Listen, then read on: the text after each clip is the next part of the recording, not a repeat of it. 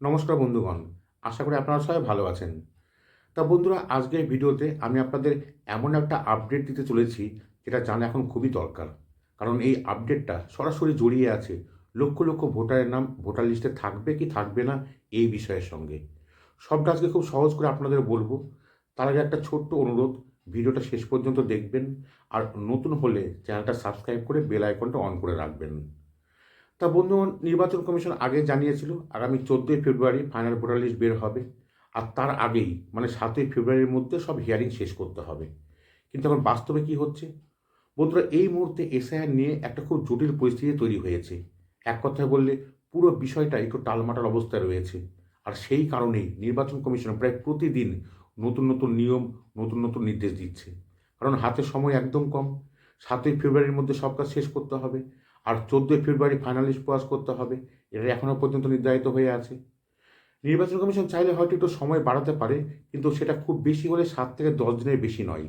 এর বেশি সময় বাড়ানো প্রায় অসম্ভব। কারণ সামনে রয়েছে বিধানসভা নির্বাচন। আর সেই নির্বাচনের প্রস্তুতি শুরু হবে এই ফাইনাল ভোটার লিস্ট ধরেই। বিশেষ করে পশ্চিমবঙ্গে যাদের নাম এই ফাইনাল লিস্টে থাকবে তারাই আগামী নির্বাচনে ভোট দেওয়ার সুযোগ পাবেন।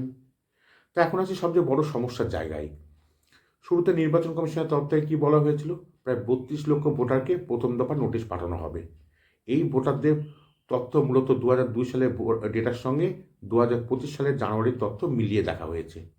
এই 32 লক্ষ ভোটারের হিয়ারিং ধাপে ধাপে শুরু হয়েছে ঠিকই, কিন্তু বাস্তবে কী দেখা যাচ্ছে? এখনও পর্যন্ত অর্ধেক ভোটারেরও হিয়ারিং শেষ করা যায়নি। মানে জানুয়ারি মাস প্রায় শেষ হতে চলল, কিন্তু 32 লক্ষের মধ্যে অনেকের শুনানি এখনও বাকি।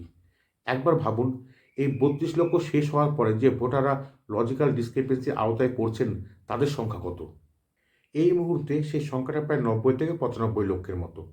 এখন যদি এই বিপুল সংখ্যক ভোটারকে আলাদা করে হিয়ারিং নোটিশ পাঠিয়ে শুনানির জন্য ডাকা হয়, তাহলে কি 7ই ফেব্রুয়ারির মধ্যে পুরো প্রক্রিয়া শেষ করা সম্ভব?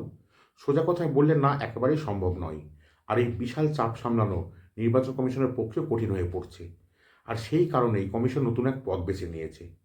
কমিশনের নতুন নির্দেশিকা অনুযায়ী প্রতিটা বিধানসভা কেন্দ্রে যে ইআরও রয়েছেন তাদের পাশাপাশি ডিইও এবং বিএলও ও ভিএলওদের ওপরে দায়িত্ব আরও বাড়ানো হয়েছে। জেলা স্তরের অফিসারদের কাছে এক প্রকার চাপ তৈরি করা হয়েছে, কারণ হিয়ারিং শেষ না হলে ফাইনাল তালিকা প্রকাশ করা যাবে না। এই পরিস্থিতিতে কমিশনের মূল লক্ষ্য একটাই: কীভাবে দ্রুততার সঙ্গে হিয়ারিং পর্ব শেষ করা যায়, আবার সেই সঙ্গে কোনো বৈধ ভোটার যেন বাদ না পড়ে এবং কোনো অবৈধ ভোটার যেন তালিকায় ঢুকে না যায়। আর এই তিনটি বিষয় একসঙ্গে সামলানোই এখন সবচেয়ে বড় চ্যালেঞ্জ নির্বাচন কমিশনের কাছে। নির্বাচন কমিশন যে নতুন নির্দেশিকা জারি করেছে সেই অনুযায়ী কি জানা যাচ্ছে?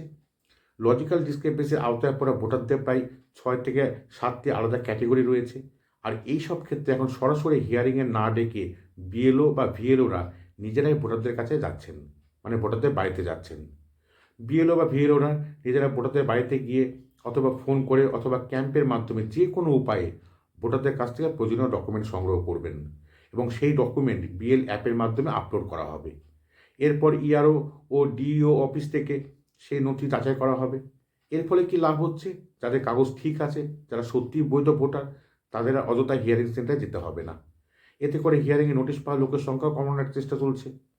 তবে এখানে একটা বিষয় পরিষ্কার করে বলা দরকার, এর মানে এই নয় যে অবৈধ ভোটারদের ছেড়ে দেওয়া হচ্ছে, বরং যাদের তথ্য সঠিক কেবল তাদের ক্ষেত্রে প্রক্রিয়া সহজ করা হচ্ছে।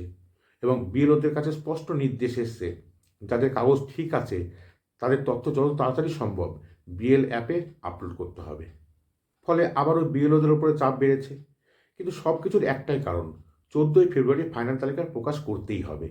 যদি সময়সীমা মেনে কাজ শেষ না হয় তাহলে বড়জোর আরও 7 থেকে 10 দিন সময় বাড়তে পারে। কিন্তু এত বিপুল সংখ্যক ভোটারের হিয়ারিং শেষ করাটাও অত্যন্ত কঠিন। এই কারণেই এখন মূল ভরসা করা হচ্ছে বিএলও ও ভিএলওদের ভেরিফিকেশনের ওপর। তারা বাড়ি বাড়ি গিয়ে বা ক্যাম্প করে লজিক্যাল ডিসক্রিপেন্সি তালিকায় থাকা ভোটারদের ডকুমেন্ট আপলোড করাচ্ছেন। যদি সব কিছু ঠিকঠাক পাওয়া যায় তাহলে সেই ভোটারদের আলাদা করে আর হিয়ারিং নোটিশ দেওয়া হবে না। তা বন্ধুরা, এই মুহূর্তে এসআইআর নিয়ে এটাই সবচেয়ে বড় আপডেট। তা এসআইআর নিয়ে প্রতিদিন পরিস্থিতি বদলাচ্ছে, আর সেই অনুযায়ী নির্বাচন কমিশন থেকেও প্রতিদিন নতুন নতুন নির্দেশিকা আসছে। আমি চেষ্টা করছি যেটুকু নির্ভরযোগ্য আপডেট আসছে সেগুলো আপনাদের সামনে সহজ ভাষায় তুলে ধরতে। ভিডিওটি সবার সাথে শেয়ার করুন যাতে অনেকের কাছে এই আপডেটটা পৌঁছয়, কারণ এই তথ্যটা জানা সবার খুব দরকার। যারা এখন ইউটিউব চ্যানেলটিকে সাবস্ক্রাইব করেননি অবশ্যই সাবস্ক্রাইব করুন এবং বেল আইকনটা অন রাখুন। দেখা হবে অন্য এক প্রতিবেদনে। ভালো থাকবেন, সুস্থ থাকবেন।